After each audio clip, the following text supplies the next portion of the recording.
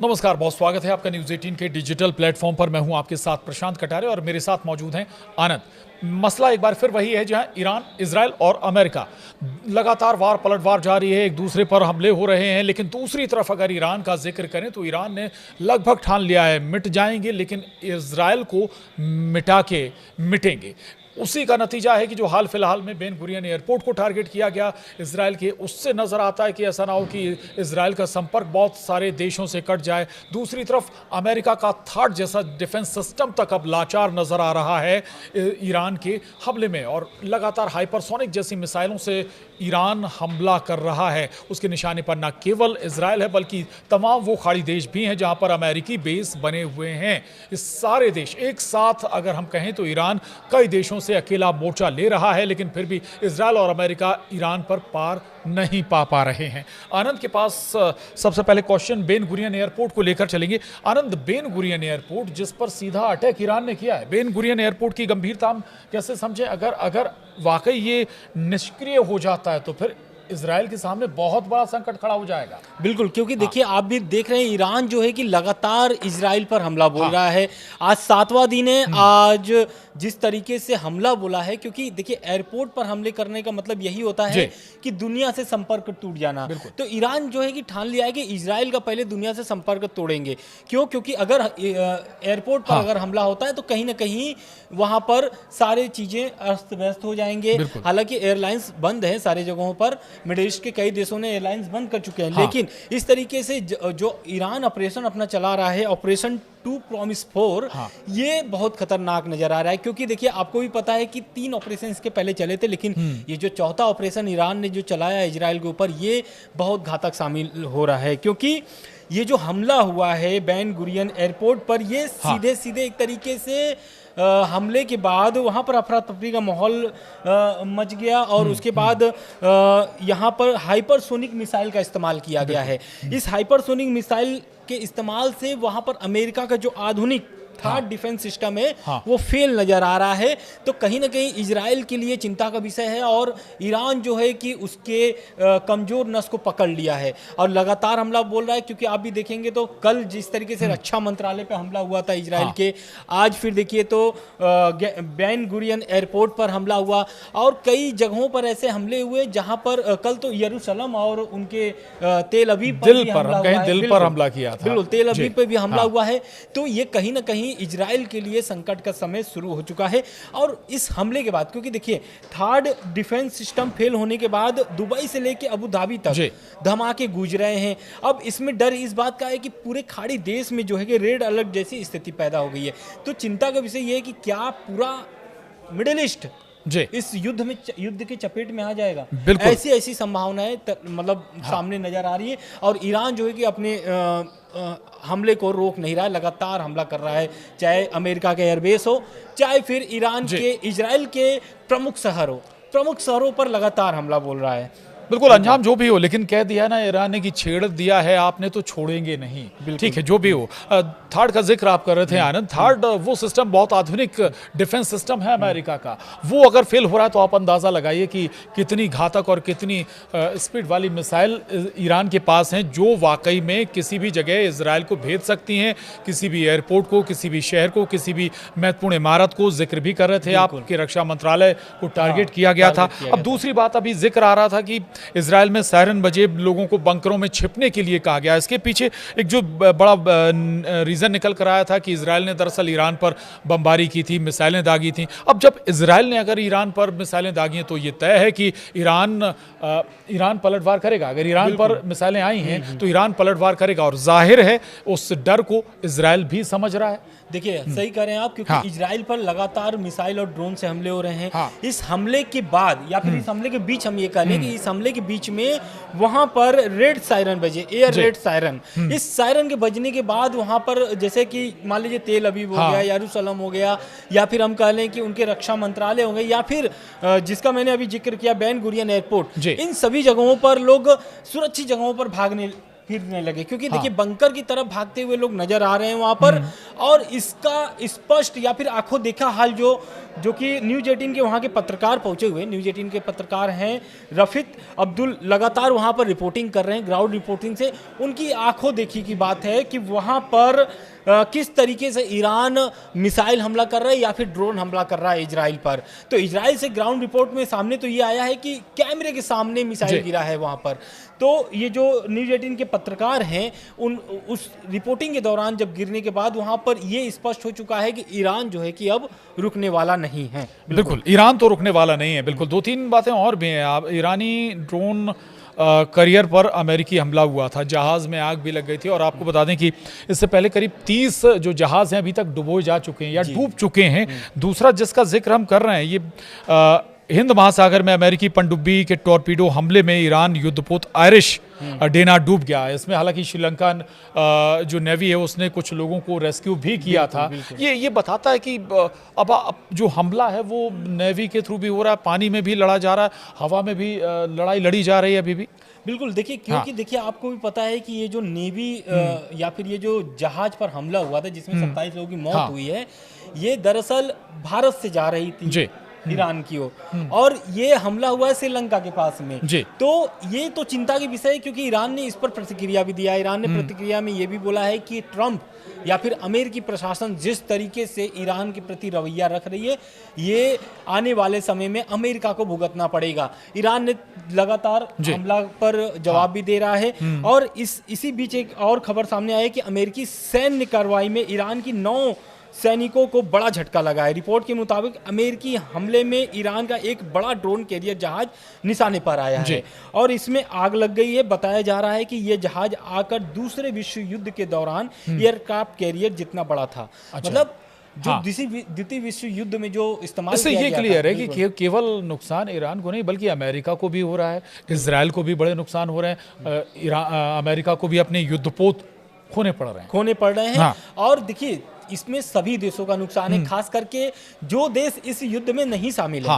हम ये इनडायरेक्टली इसलिए बोल रहे हैं क्योंकि मिडिल ईस्ट में जितने भी अरब देश हैं वो उनके ऊपर हमले हो रहे हैं। आप देख लीजिए दुबई में किस तरीके से हमला हो रहा है, कतर पे किस तरीके से हमले हो रहे हैं, लेकिन उसका जवाब उन देशों की तरफ से अभी नहीं हुआ है। और डर इसी बात का है कि क्या इस युद्ध में मुस्लिम युद्ध हो जाएगा, मतलब मुस्लिम देशों का युद्ध हो जाएगा आपस में। क्योंकि देखिए अभी तक अरब देश कोई भी कार्रवाई करने के लिए, मतलब अभी तक तो अरब देश ये सोच रहा है कि इंटरेस्ट नहीं ले रहे, ये सोच रहे हैं कि अब जिस तरीके से हमले हुए जो भी हुए अब इसको खत्म करें, बातचीत करके खत्म करें, क्योंकि उनमें इस युद्ध में उनका सबसे ज्यादा नुकसान हो रहा है। आप देखिए सऊदी अरब में जिस तरीके से लगातार हमले हो रहे हैं। लेकिन यहाँ ये मैसेज देने की कोशिश हुई थी ना ईरान के जरिए कि अगर आप अमेरिका का साथ दे रहे हैं तो उसका खामियाजा आपको भुगतना पड़ेगा। आपके देश में अगर एयरबेस बना है, कतर हो या फिर सऊदी अरब हो या फिर कोई भी हो, बहरीन हो, अगर आपके देश में अमेरिकी एयरबेस बना है तो फिर आप अमेरिका के साथ है ना, आप अमेरिका के साथ हैं तो फिर ईरान से आपकी दुश्मनी हो गई।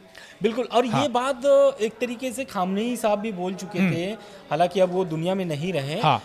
उनके जो बयान थे, उनके बयान में स्पष्ट था कि ईरान पर अगर हमला होता है या फिर कोई देश से, मतलब कि मिडिल ईस्ट में जितने भी एयरबेस है अमेरिका के, उन देशों से उस एयरबेस से अगर हमला होता है तो वो उस देश में शामिल, यानी जैसा अभी आपने बोला कि जिस देश से हमला होगा वो देश अमेरिका के साथ है। बिल्कुल। तो ये हालांकि इस युद्ध के पहले या फिर इस जो संघर्ष अभी चल रहा है, इस संघर्ष से पहले भी बाकी अरब जो देश थे उन्होंने ट्रंप को साफ मना कर दिया था कि आप हमारे समुद्र क्षेत्र, वायु मतलब जो क्षेत्र है उन सभी क्षेत्रों को आप यूज नहीं कर सकते। जो एयरबेस बनाए हुए उसको यूज नहीं कर सकते। हालांकि आप देखिए खबर जिस तरीके से सामने आ रहा है, अमेरिका सारे एयरबेस को यूज कर रहा है। एक बात और भी निकल कर सामने आई थी, आप कह रहे हैं कि इन सारे देशों ने कहा कि आप हमारा युद्ध क्षेत्र इस्तेमाल ना करें। संयुक्त अरब अमीरात जिसने कहा भी था कि आप हमारे एयरबेस को इस्तेमाल ना करें, लेकिन कहा यही गया था कि लॉबिंग में वो भी शामिल था कि आप ईरान पर अटैक करें।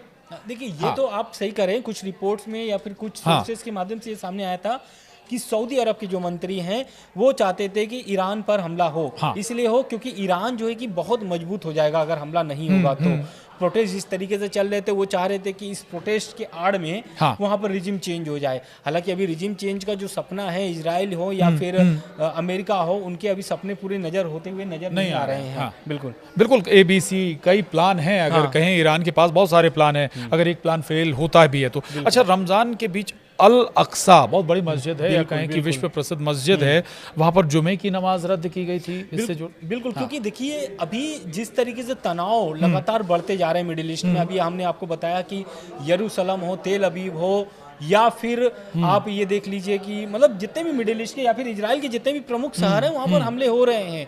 और यही कारण, यही की वजह से अल अक्सा मस्जिद में जो हर रमजान पर क्या बोलते हैं, जुम्मे की नमाज पर जो नमाज अदा किए जाते हैं उसको रद्द कर दिया गया है। इजरायली सिविल प्रशासन जो है वो उनका कहना है कि ईरान के हमलों के बाद सुरक्षा हालात को देखते हुए ये फैसला लिया गया है। इसके साथ ही ओल्ड सिटी के सभी प्रमुख धार्मिक स्थलों को भी बंद कर दिया गया है। यानी कि सिर्फ मस्जिद, यानी कि जो अल-अक्सा मस्जिद है सिर्फ उसको ही नहीं बंद किया गया है, बल्कि और धार्मिक जो स्थल हैं उनको भी बंद किया गया है।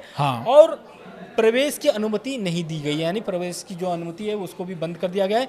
अगले फैसले तक, मतलब जो अगला आदेश तक यहाँ पर कोई भी गतिविधि या फिर कोई भी जमावड़ा नहीं होगा, ऐसा इजराइल प्रशासन का कहना है। ठीक, बिल्कुल। IRGC यानी ईरानी रिवॉल्यूशनरी गार्ड्स कॉर्प्स, IRGC जिसे हम कहते हैं, उसकी अब कमान अहमद वाहिदी के हाथ में चली गई। लेकिन थोड़ा सा ये ज़रूर अपने दर्शकों को बता दें कि IRGC सबसे स्ट्रॉन्ग, अगर हम कहें ईरान में सबसे स्ट्रॉन्ग एक मिलिट्री ग्रुप कहें जिसे, और दूसरा ये कि ये कहा जाता है उसकी तैयारी इस तरह से की गई है कि अगर लीडरशिप भले ही बदलती रहे, लीडरशिप रहे ना रहे, लेकिन उसके पास एक अपना पावर है कि कैसे देश की रक्षा करनी है, कैसे ऑपरेट करनी है। मिसाइल का अटैक पावर भी IRGC के पास है। अब नए व्यक्ति के, अहमद वाहिदी के हाथ में आई है, कैसे क्या इसका रिएक्शन होगा? देखिए आपको भी पता है कि IRGC जो था वो आयतुल्लाह अली खामनेई के नेतृत्व में चलता था। और आज से नहीं, जब से खुमैनी साहब थे या फिर खुमैनी साहब के बाद जब राष्ट्रपति बने थे आयतुल्लाह अली खामनेई, उसके बाद से लेकर के अब तक 79 के बाद से अगर हम बात करें, तब से लेकर अब तक देश की रक्षा की जिम्मेदारी IRGC के हाथ में। वो मारे नहीं गए थे तब तक उनके ही नेतृत्व में IRGC चल रहा था। और उनके मरने के बाद खबरें सामने ये आई कि जो उनके सलाहकार हैं अली लारिजानी, उनके नेतृत्व में चल रहा था। लेकिन अब इजराइल ने इसको स्पष्ट कर दिया है और एक तरीके से इसका कमान जो है अब अहमद वाहिदी के पास चला गया है। ईरान ने क्लियर कर दिया। ईरान ने क्लियर कर दिया है। और इस IRGC का नेतृत्व है कि अब अहमद वाहिदी ही करेंगे। अब देखना महत्वपूर्ण ये होगा क्योंकि अभी संकट की घड़ी है ईरान के लिए, और ईरान अब ये नहीं चाहता, क्योंकि ये जो अहमद वाहिदी हैं ये भी बहुत बड़े पद पर रह चुके हैं और इस समय इनको ये जो कमान दिया गया है, क्योंकि आपको भी पता है कि ईरान अभी किस परिस्थिति में गुजर रहा है। और इस युद्ध में अभी तक बहुत सारे बड़े कमांडर मारे भी गए हैं। आयतुल्लाह अली खामनेई के साथ भी उन लोग जो शामिल थे बड़े कमांडर, वो भी मारे गए हैं। तो इससे पहले जो है कि जो प्रमुख थे मोहम्मद पाकरपुर भी इस हमले में मारे गए थे। इसके बाद ये फैसला लिया गया है कि अब जो कमान है अहमद वाहिदी को दी जाए। यानी कि प्रमुख भले ही मारा जाएगा, लेकिन एक्शन नहीं रुकेगा। अपनी जवाबी कार्रवाई IRGC लगातार जारी रखेगी। अच्छा, अजरबैजान का भी जिक्र कर लेते हैं। ईरान को जवाबी कार्रवाई की चेतावनी भी दे रहा है अजरबैजान में भी एक ड्रोन फटा था, उसको लेकर ये रिएक्शन है। बिल्कुल आप सही करें, क्योंकि देखिए ये बहुत महत्वपूर्ण खबर हो जाती है, क्योंकि पहला एक ऐसा देश है जो अजरबैजान साफ तौर से ईरान को चेतावनी दे दिया है। और चेतावनी में साफ ये बोल दिया है कि जिस तरीके से ईरान हमला बोल रहा है ये ईरान के लिए भारी पड़ सकता है, क्योंकि अजरबैजान जो है कि अजरबैजान में जिस तरीके से बमबारी हुई है, या फिर हम ये कह लें कि आपने जैसा आप बताया कि ड्रोन फटा है,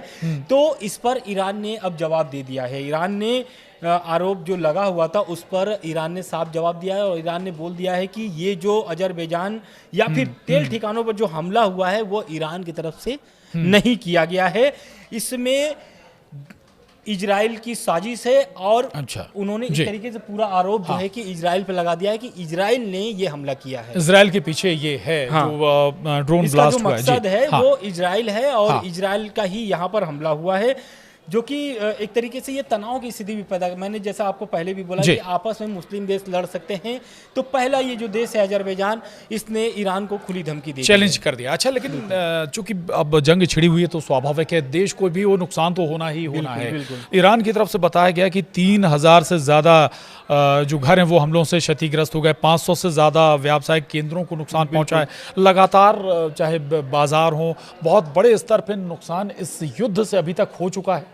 बिल्कुल, बहुत ज़्यादा इसमें प्रभावित हुआ है। ईरान को तो काफ़ी नुकसान हुआ इस मामले में, क्योंकि देखिए ईरान में आज से नहीं, पहले तो एक तरीके से प्रतिबंध लगा हुआ है काफी दिनों से, उससे ही लोग त्रस्त हैं, आर्थिक स्थिति बिगड़ी हुई है सभी की। अब इस युद्ध में जो एक तरीके से झेलना पड़ रहा है ईरानी जनता को, उसमें 3000 से ज्यादा घर क्षतिग्रस्त हुए हैं, करीब 500 व्यवसायिक केंद्र नुकसान हुए हैं, 14 मेडिकल केंद्र जो है वो भी तबाह कर दिए गए हैं। तेहरान का बाजार हो या फिर मोहराब एयरपोर्ट हो या फिर आज़ादी बोले स्टेडियम हो, तो इन जितने भी प्रमुख जंग है, ठीक है, जंग चल रही है आनंद, लेकिन सवाल ये कि कम से कम सिविलियंस को आपको छोड़ना चाहिए, बचना चाहिए, आपको हॉस्पिटल्स को छोड़ना चाहिए, जो एक खबर भी आई थी, आपको एजुकेशन इंस्टीट्यूशंस को छोड़ना चाहिए थी, जो एक खबर आई थी कि कितनी बच्चियों पर वहाँ पढ़ाई कर रही थी, वहाँ पर अटैक हुआ था इजराइल का। 165 इसमें बच्चियों की मौत हुई थी, और इसको लेकर के ईरान यूएन भी गया था, संयुक्त राष्ट्र में जाकर के इस पर एक तरीके से कार्रवाई की मांग भी की थी कि ईरान पर जिस तरीके से हमला हुआ, ये पहला दिन था जब हमला हुआ था, और इस हमले में वो जो स्कूल थे उसमें 165 से अधिक, जो करीब लगभग 165 के करीब में बच्चियों की मौत हुई थी। इस मौत के बाद ईरान के जो प्रवक्ता थे, वो विदेश मंत्रालय के जो प्रवक्ता थे, वो जा करके खूब गरजे भी थे और गुस्सा भी जताया था इजराइल और अमेरिका पर, और यूएन से रिक्वेस्ट भी किया था कि ये जो हमला हो रहा है इसको रोका जाए, और इजराइल जो है और अमेरिका जो है, ये जिस तरीके से सैन्य कार्रवाई करना चाहिए, मतलब सैन्य ठिकानों पे हमला करना चाहिए, लेकिन ये जो है कि अस्पताल हो या फिर इनसे कम से कम गिनवाया है कि अस्पताल हो, बाजार हो, स्कूल हो, इन सभी पर हमला नहीं करना चाहिए। उन्होंने एक तरीके से रिक्वेस्ट किया था यूएन में जाकर के, और इस पर अभी कोई कार्रवाई आगे नहीं हुआ कि क्या यूएन फैसला लेता है। हालांकि जिस तरीके से अपडेट आ रही है, हम लोग लगातार आपको अपडेट पहुंचाते रहे हैं। बिल्कुल हालांकि आनंद, एक बात बिल्कुल साफ है कि किसी भी सूरत में भाई कितनी भी हमले इजराइल या अमेरिका के जरिए किए जाएं, लेकिन जवाब जरूर पूरी तरह से उसी अंदाज में मिल रहा है, हाइपरसोनिक मिसाइलों से मिल रहा है, और कई जगह तो जो थर्ड का जिक्र इससे पहले भी हमने किया था वो भी फेल होता हुआ नजर आ रहा है। यानी अभी जंग किसी भी सूरत में रुकती हुई नजर नहीं आ रही है। अमेरिका भी इस बात को अज़्यूम कर रहा है, समझ रहा है कि ईरान से निपटना इतना आसान नहीं है, वेनेजुएला नहीं है, ईरान इराक जैसी स्थिति नहीं है, कई और दूसरे देशों पर अभी तक अमेरिका ने हमला किया, लेकिन ईरान उन सबसे अलग है, उन सबसे जुदा है, और यही नुकसान भी यहाँ पर इजराइल और अमेरिका को उठाना भी पड़ रहा है। ईरान और माफ़ कीजिएगा, इजराइल और अमेरिका का भी बहुत बड़े पैमाने पर इस युद्ध में बहुत कुछ दांव पर लगा हुआ है। लगातार अपडेट हम आपको देते रहेंगे आगे भी अपने इस वीडियो में, लेकिन फिलहाल आज के लिए इतना ही। नमस्कार।